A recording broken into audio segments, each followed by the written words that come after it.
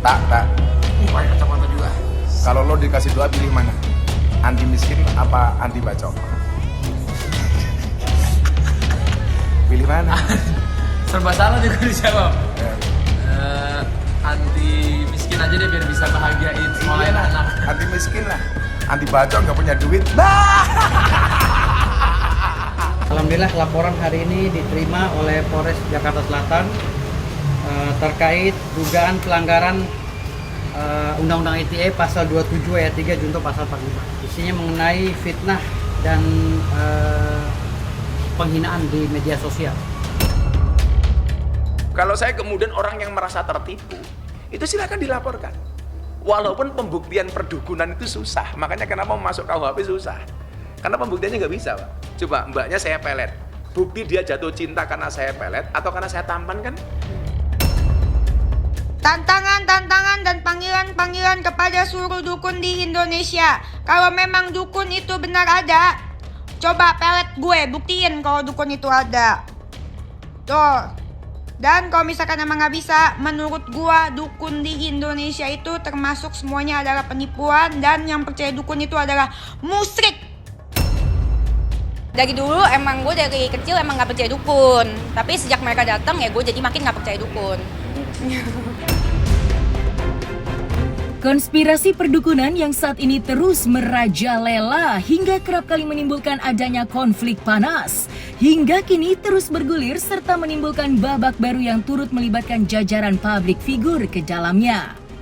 Berbicara mengenai campur tangan beberapa tokoh ternama, sebuah sindiran pedas baru saja dilontarkan oleh salah satu tokoh ulama, yakni Gus Miftah.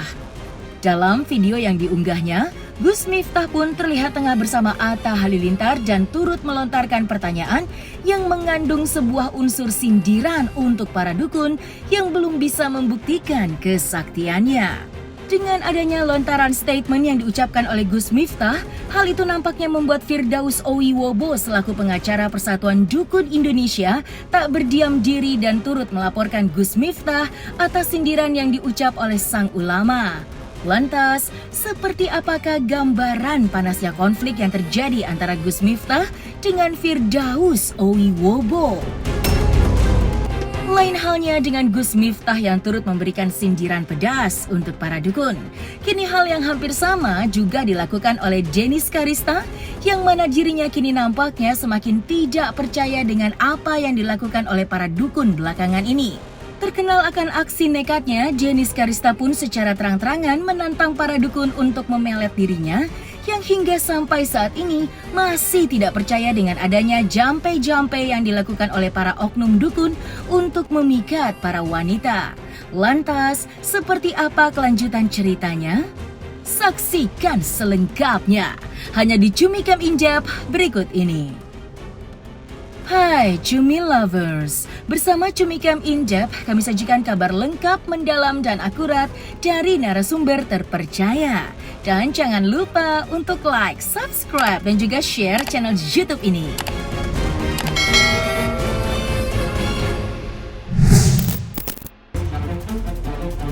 Konspirasi akan adanya pembuktian dari para oknum dukun yang hingga sampai saat ini turut menimbulkan adanya pro dan kontra dari para netizen atas peristiwa yang baru-baru ini terjadi.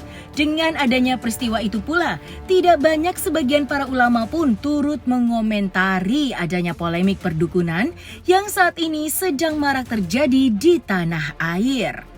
Sempat berkomentar serta menyorot konflik yang terjadi pada Gus Samsudin dengan Marcel Radival, kini Gus Miftah yang merupakan tokoh ulama ternama, nampaknya juga turut terbawa dalam konflik yang terjadi dengan para dukun, yang kini tengah menjadi bulan-bulanan para netizen usai tidak terbukti menunjukkan kesaktiannya. Dan melalui sebuah video berdurasi 24 detik, terlihat Gus Miftah turut memberikan pertanyaan yang mengandung unsur sindiran untuk para dukun kepada Atta Halilintar. Lantas, apakah yang mendasari sampai Gus Miftah mengunggah video tersebut? Tak. Pakai kacamata juga. Kalau lo dikasih doa pilih mana? Anti miskin apa anti bacok? Pilih mana? Serba salah juga dijawab. Ya. Anti miskin bikin aja deh biar bisa bahagiain sekolah Iya lah, anak. anti miskin lah, anti bacot nggak punya duit. Kalau saya kemudian orang yang merasa tertipu, itu silakan dilaporkan. Walaupun pembuktian perdukunan itu susah, makanya kenapa masuk KUHP susah. Karena pembuktiannya nggak bisa, Pak. Coba mbaknya saya pelet, bukti dia jatuh cinta karena saya pelet atau karena saya tampan kan nggak bisa membedakan. Contoh yang kemarin beliau bilang soal Allah Subhanahu wa taala berfirman dalam surat An-Nas, alladzi yuwaswisu fi sudurin nas minal jinnati wan nas, kemudian Allah menciptakan jin dan manusia untuk beribadah. Ini nggak nyambung. Kalau ayat yang menyatakan Allah menciptakan jin dan manusia untuk beribadah itu kan wa ma khalaqtul jinna wal insa illa liya'budun. Sehingga kemudian sebenarnya masyarakat bisa menilai kualitas dan kapasitasnya. Layak enggak dipanggil kiai? Layak nggak dipanggil Gus, atau ya dukun tadi itu. Ya kalau dukun dalil salah ya lumrah gitu. Alhamdulillah laporan hari ini diterima oleh Polres Jakarta Selatan terkait dugaan pelanggaran Undang-Undang ITE pasal 27 ayat 3 junto pasal 45. Isinya mengenai fitnah dan penghinaan di media sosial. Kami laporkan Atta Halilintar dan Gus Miftah. Jadi yang kami laporkan atas podcast penghinaan yang mengatakan bahwa istri dukun itu jelek dan merongos. Lalu Gus Miftah juga berbicara di podcastnya Atta Halilintar mengatakan bahwa beliau itu menganalogikan bahwa orang yang datang ke dukun itu orang bodoh. Kenapa dipanggil orang pinter? Karena yang datangnya orang bodoh semua. Tuh. Lalu banyak lagi hinaan-hinaan yang dilakukan dan dilontarkan oleh Gus Miftah sebagai pendakwah yang menurut saya sudah melanggar etika tentang pendakwah. Jadi orang mendakwah itu agar menuntun orang berbuat baik, atau katakanlah kami dianggap bersalah. Ya, Gus, kami dan kelompok LSM TPHDI atau dukun ini dianggap bersalah. Bagaimana kami mau bertobat kalau cara mengedakwahnya, ngedukasinya seperti itu, menjustifikasi body shaming. Iya, umpama kami dianggap bersalah. Lalu mereka ingin mengedukasi, lantas cara ngedukasinya begitu. Makanya saya bilang siapapun yang mengatasnamakan edukasi tapi masih menghina organisasi dukun akan saya laporkan. Ingat, saya nggak pernah main-main. Ini ancamannya 4 tahun penjara. Pasal berapa itu? Pasal 27 ayat 3 junto pasal 45. Artinya di sini saya berkali-kali saya bilang, saya nggak main-main. Hanya netizen yang nggak kami laporkan. Kenapa tuh, Bang? Karena netizen nggak ada kaitannya dengan usul biasa, biarkan itu dinamika dalam bermedsos. Tetapi kalau public figure berbicara dan masih mengatasnamakan edukasi, lalu menjustifikasi dukun, ingat, siap-siap Anda. Saya nggak main-main. Saya tidak membela, tidak menistakan atau menghina si Samsudin. Saya pikir begini, kalau kemudian saya ditanya apa hukum perdukunan, MUI jelas mengatakan perdukunan itu haram. Ini fatwa MUI loh ya, bukan saya. Dan agama pun mengadanya seperti itu. Maka kemudian sampai Rasulullah mengatakan barang siapa mendatangi arafan, tukang ramal, au kahinan atau dukun, fasadaqahu bima yakul, dan dia meyakini kebenaran apa yang dikatakan oleh dukun itu, faqad kafara bima unzila ala Muhammadin, maka dia benar-benar telah ingkar dengan apa yang diturunkan kepada Nabi Muhammad SAW. Maka kalau kepentingan saya komentar, saya pengen menyelamatkan umat jangan sampai menjadi korban penipuan dari praktek perdukunan. Tidak semua dukun nipu sih itu. Saya meyakini itu, tidak semuanya dukun nipu. Tapi kalau dalam pandangan agama, perdukunan tetap hukumnya haram. Makanya saya bilang, kenapa paranormal dipanggil, dukun dipanggil paranormal? Ya karena yang datang orang abnormal. Kenapa dukun dipanggil orang pinter? Karena yang datang orang bodoh gitu. Lah saya tidak mau kemudian kebodohan-kebodohan itu dipertontonkan di masyarakat. Ini masyarakat sudah susah, dikasih konten-konten yang tidak sama sekali mengedukasi masyarakat, kan kasihan Pak gitu. Dengan konten-konten yang dalam tanda kutip banyak menipu dan lain sebagainya. Nah, kan begitu itu. Ya bermunculan, lucunya ketika triknya dibongkar marah karena sepi. Kalau bisa sepi kenapa selama ini jual penglaris? Kalau memang Anda tahu nomor angka, kenapa nggak dibeli sendiri? Sebelum melaporkan Gus Miftah, Firdaus Owiwobo diketahui juga telah melaporkan nama Habib Jindan yang sebelumnya sempat mengaku sebagai dukun dan kerap memunculkan sejumlah kontroversi yang dibuatnya. Pria dengan nama lengkap Muhammad Salim Jindan Al-Habsyi itu kini mulai merambah ke dunia entertain. Bersama selebgram kontroversial Dennis Karista, Jindan terlihat membawakan lirik lagu yang berbau rap. Kehadiran Jindan di dalam video musik Istilah Kata Sendiri tentunya menjadi sorotan dan perbincangan publik lantaran tidak konsisten dengan beberapa pengakuan yang sempat diucapkan oleh dirinya. Lantas, akankah Firdaus Owiwobo kembali membuat laporan baru usai melihat Jindan yang berkolaborasi dengan Dennis dalam menciptakan sebuah lagu yang berjudul Istilah Kata?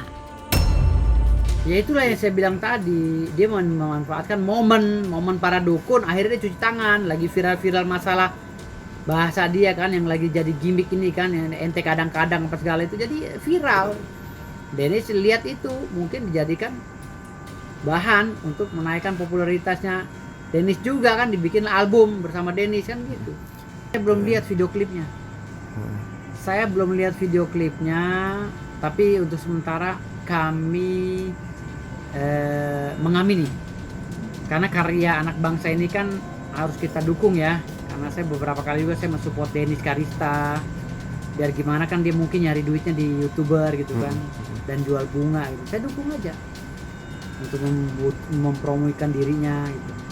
Tapi kalau lagunya impactnya itu jadi impact negatif bagi organisasi dukun ya kami ambil langkah hukum lagi kan gitu. Setelah lagu ini keluar kita lihat dulu, kita baca lagu ini untuk apa. Kalau ada bahasa dukun itu cabul, dukun itu penipu, ya kita lapor lagi dengan laporan baru kan gitu. Buat saya pribadi sih mau Kita memang lagi banyak kerjaan ya. Iya. Jadi nggak mungkin ngurusin itu gitu. Kalau saya pribadi sih ya masa bodoh, bukan untuk mencari kebenaran ataupun dan yang lainnya. Saya fokus di dunia entertainment. Dan ini ngajukan nama saya deh, saya ikut juga deh, tolong wawancara saya ikut, ajak dong kan gitu. Makin kesini waktu podcast saya dengan Dr. Richard Lee itu viral, dia masalah jarum suntik, akhirnya kan bikin album sama si Dennis. Lalu dia nggak ngaku dukun, jangan cuci tangan. Ini masalah dukun. Kamu juga ngaku cucunya Mbak Priuk, pertanggungjawabkan mana cucunya Mbak Priuk. Kamu ngaku Habib, mana kamu Habib? Saya percaya sama dia karena dia ngaku Mbak Priuk, cucunya Mbak Priuk dan Habib. Saya kan selama bergaul dengan Habib itu orangnya istiqomah, seperti huruf alif, nggak pernah belok. A ya A, makanya saya percaya. Lantas dia kesini-sini berdusta dan bohong, ternyata licik dan berkhianat, ya saya nggak percaya lagi. Walaupun besok dikeluarkan Robitonya, saya nggak mau ngakuin dia Habib, baru dia ngaku Habaib, cucunya Mbak Priuk.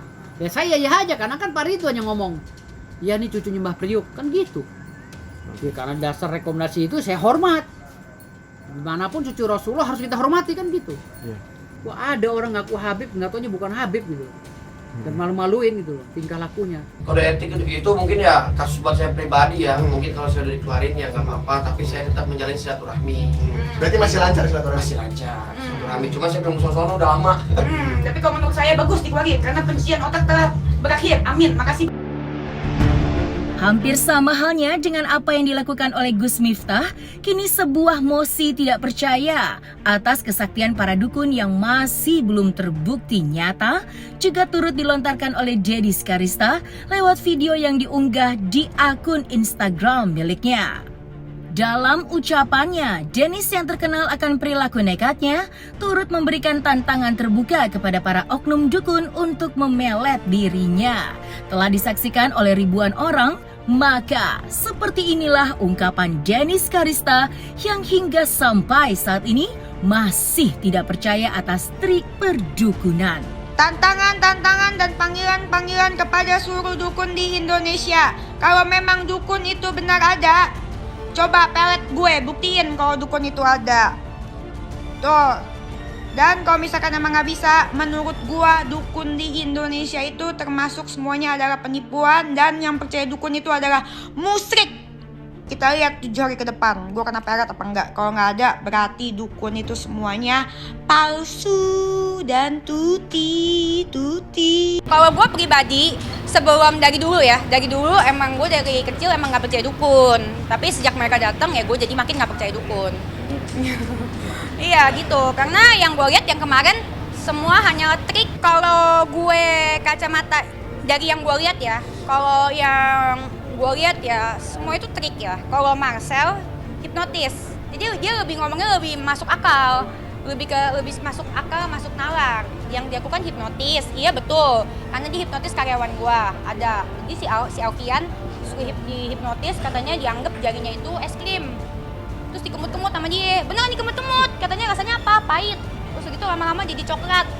Itu dikemut-kemut. Terus gitu kan si Alfian taruh jempol gini. Terus dia bilang, ih lumer bu es krimnya.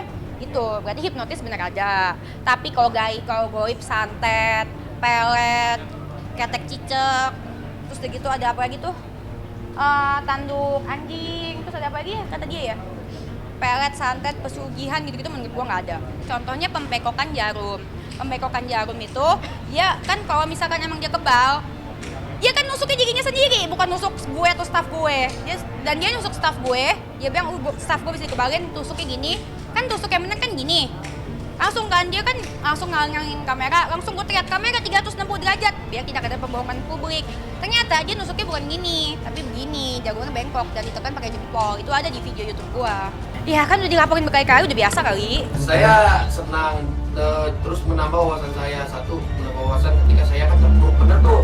Ketika netizen menghujat saya begini-ini, Dennis bilang sama saya, udah lu diemin aja, ngapain sih ngurus netizen? Itu yang membuat saya semangat. Oh, lu sempet stres? Iya lah. Apa aja Tanya pelajaran? sama dia, no.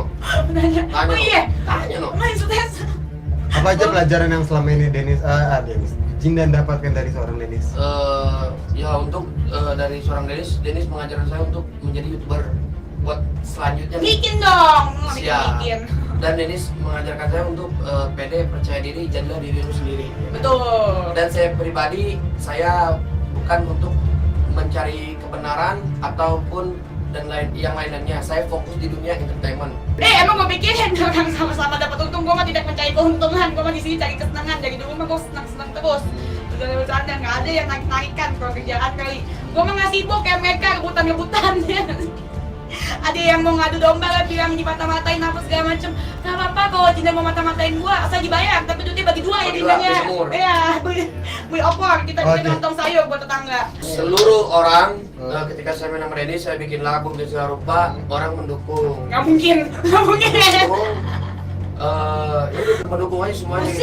Iya, ngasih Bohong support. yang Dan ya, ngasih support sama gua, lu udah deh katanya bikin film ke atau bikin lagu ke yang banyak ke lu katanya, daripada lu ngurusin yang lain-lain begitu. Nah, selesai sudah Cumi Lovers. Bersama Cumi Cam In Depth, kabar lengkap, mendalam, dan akurat dari narasumber terpercaya. Dan jangan lupa untuk like, subscribe, dan juga share channel YouTube Cumi to Me.